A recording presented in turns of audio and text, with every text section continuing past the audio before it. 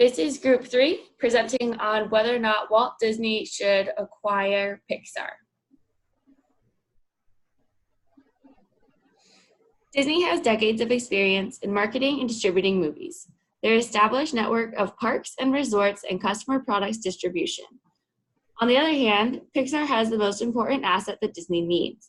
They have the best creative and technical minds in the business and can quickly create box office hits with fewer resources and lower costs. It's easy to see that by combining these two companies together in a strategic partnership, you can complement each firm's weakness to the other firm's strengths. It's clear that one company's weakness is the other company's strength. Disney lacks the creativity, technical assets, and 3D CG animation skills, while Pixar lacks the marketing, distribution infrastructure. A strategic partnership allows both companies to get what they need to generate so they can focus on what they do best.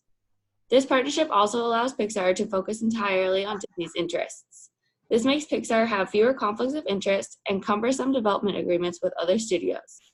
At the same time, Disney can fine-tune Pixar to provide the most unique Disney-specific values. Another option for Pixar is to partner with another studio like DreamWorks or Warner Brothers. But the fact of the matter is, they cannot generate revenue outside of the box office nearly as well as Disney can with their media networks, parks, resorts, and consumer products business. A 3-to-1 ratio of additional revenue for Pixar would further multiply their leading box office revenues. Starting with Toy Story, Pixar's lowest grossing films beat all but one of Disney's highest grossing features, and Pixar's average gross was double Disney. Disney made a solid effort to beat Pixar in-house, but it simply could not. The two studios have a symbiotic relationship. Pixar gives all of its output to Disney, and Disney elevates Pixar's films with its marketing, distribution, and built-in audience. Disney is the company to maximize Pixar, but to acquire it, they will need to pay a premium. The synergies don't matter at other studios the way they do at Disney. And if Pixar quits averaging $500 million grosses, it could end up broken up, reorganized, or sold even off into parts.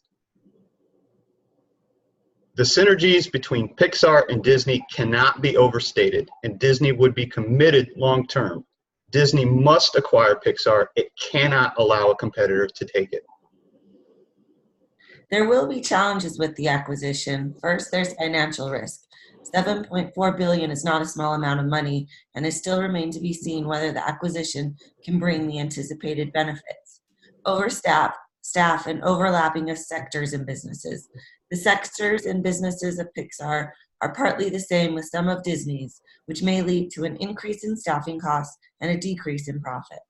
Culture integration can be one of the biggest hurdles when moving through an acquisition. We would recommend Iger identify the best norms from both companies and combine. The competition is increasing for Disney and Pixar. There's DreamWorks, Nickelodeon, and they are getting better at addressing customer needs. Disney needs to stay on top of the competition and not lose sight while going through the acquisition. So, should Disney acquire or partnership? The innovation of Pixar introduced with its CG animation is unmatched, while the legacy and infrastructure of Disney is a standard for synergistic corporate creation. The advantages of this partnership would never expire.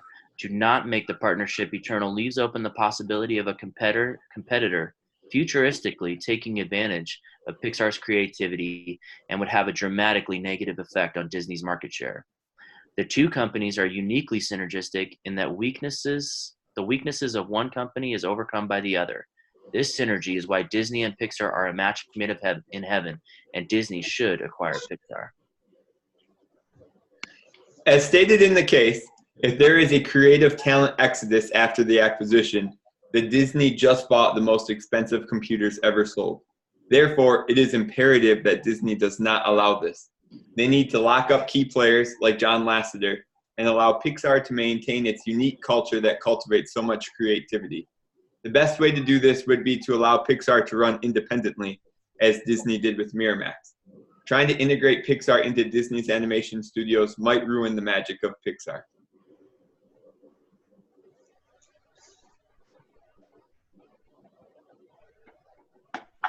We good.